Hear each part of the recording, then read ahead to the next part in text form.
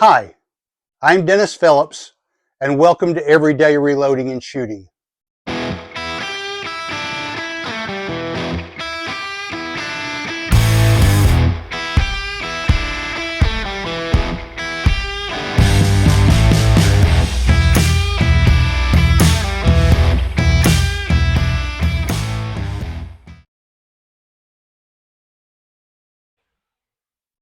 All right, welcome back to the channel.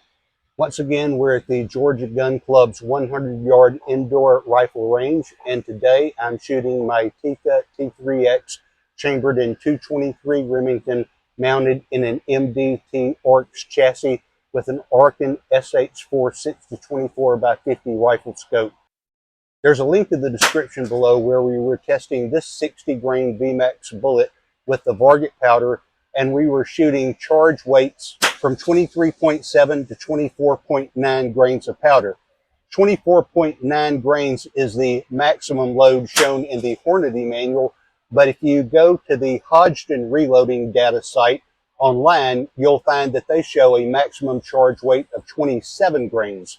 Now, when we were shooting that previous target, as I got towards the higher end of the spectrum on the charge weights, the group began to open up. But there's a whole area above the 24.9 between that and the 27 grains of powder where there may be some additional nodes. So today we're going to start where the prior test left off, and we're going to be shooting charge weight starting at 25.3, going to 25.7, 26.1, and 26.5. And we'll stop at the 26.5 because as I was loading that, we were all the way up to the bottom of the case neck, and I really didn't want to load a compressed load. So we're going to stop today at 26.5 grains, and these should be producing velocities on the upper end of around 3,100 feet per second. So we're going to see how those perform. So as always, you're welcome to enjoy the music while I fast forward through my shooting, or you can skip forward to the results that follow. Shooting at 100 yards.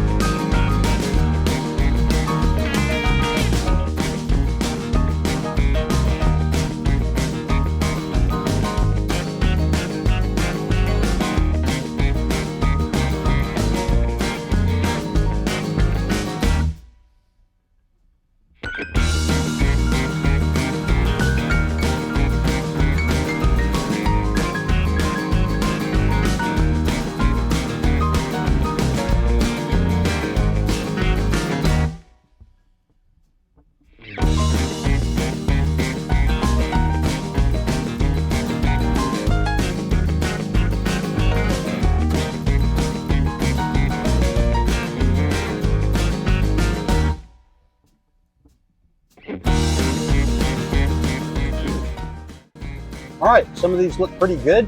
I did have a couple of flattened primers. I'll let you take a look at these.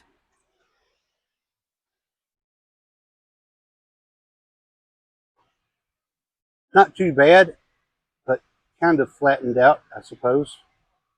But we didn't go all the way up to the max charge weight, so I think we're okay. I don't see any ejector marks, but I think we'll be fine. So let's bring them in and take a look.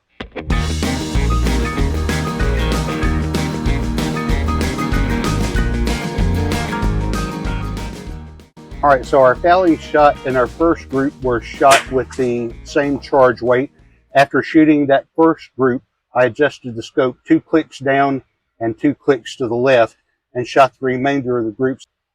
Stringing vertically here, we had a tight group going right here. Now I know that I pulled this shot right here. I remember that one when I pulled it. And we had a pretty tight 4 out of 5 going right there. And then I had this was my last shot off to the side. And then at 26.5, we're stringing horizontally. So I'm going to say that this 26.1 is going to be my tightest group. Maybe 25.3 will be pretty good, but we will take these home, measure these with the Hornady ballistics app, and get back to you with the result. So stay tuned. All right, welcome back to the channel. As mentioned, there's a link in the description below where last week we shot this video and we were shooting load weights between 23.7 and 24.9 grains of Varget powder, which is the maximum load shown in the Hornady manual for the 60 grain VMAX bullet and Varget powder. However, if you go to the Hodgdon Reloading Data website, you'll find that they show a maximum charge weight of a 27 grain compressed load. So I went back and I wanted to explore the upper end of that charge weight. So I loaded rounds from 25.3 to 26.5 grains of Varget powder. I didn't go up to the 27 grain compressed load because I've heard stories about how that pressure inside of that bullet from that compressed powder charge can cause that bullet to push and work its way back out so that it changes the overall length of the cartridge. So I didn't want that. I'm also a little nervous about a compressed load because when it's full up to the case neck, that's pretty full in my opinion. So I loaded charge weights from 25.3 to 26.5. And in the prior test, as those charge weights were increasing, I found that those groups were beginning to open up. So I wasn't sure if I would improve by going with a higher charge weight. I know we'll get more velocity, but I didn't know if we were going to get a tighter grouping at that higher charge weight. Sometimes when you're shooting loads and you're increasing your charge weights, you'll find that your grouping is kind of like on a sine wave, where maybe that group will open up and get large and then it'll get tight, and then it'll get large and then it'll get tight. And so even at those higher charge weights, even though it was starting to open up a bit, I was hoping maybe we would find a load in there that worked pretty well. And we did find one group here at 26.1 grains where we had a group size of 0.87 inches, but we had one flyer off to the side here. And because these four shots were clustered together very tightly, we actually had a mean radius of 0.25 inches. Now, a radius is half of a circle, as I've mentioned. And so if you double that, that gives you an average group size of 0.50 inches. So we also had groups at 25.3 grains. We had a group of 0.85 with a mean radius of 30, an average velocity of 2840, and a standard deviation of 14.2. At 25.7 grains, it opened up and we had a group size of 1.17 with a mean radius of 0.32. We were traveling at 2,894 feet per second with a standard deviation of 16.9. Then we get to 26.1, and that's when we tighten up. We've got a group size, as mentioned, of 0.87 and a mean radius of 0.25. An average velocity of 2943 and a standard deviation of 20.9. These were all shot with the case set at 2,000th neck tension. We haven't experimented with that with this particular bullet and powder combination. So I bet you that we could get rid of this flyer here if we played around with the neck tension on this one. So we may have to experiment with that and get back to you on that as well. At the highest charge weight, that's when the group opened up the most.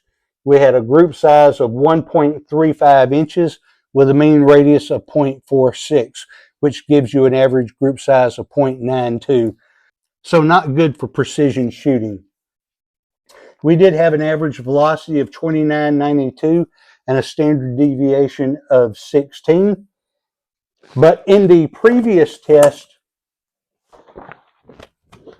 when we shot the previous loads, we had excellent groups here at 23.7 and 24.3 grains of powder. We had groups of 0.50 and 0.42.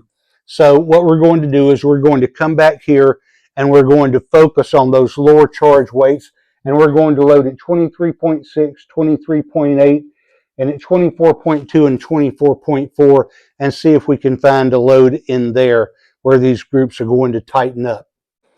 All right, so those are my results. I hope you find this information helpful. If you have any ideas, thoughts, suggestions, please leave those in the comments below. I try to interact with everybody that comments, so I hope you will also like, share, and subscribe. And as always, thanks for watching.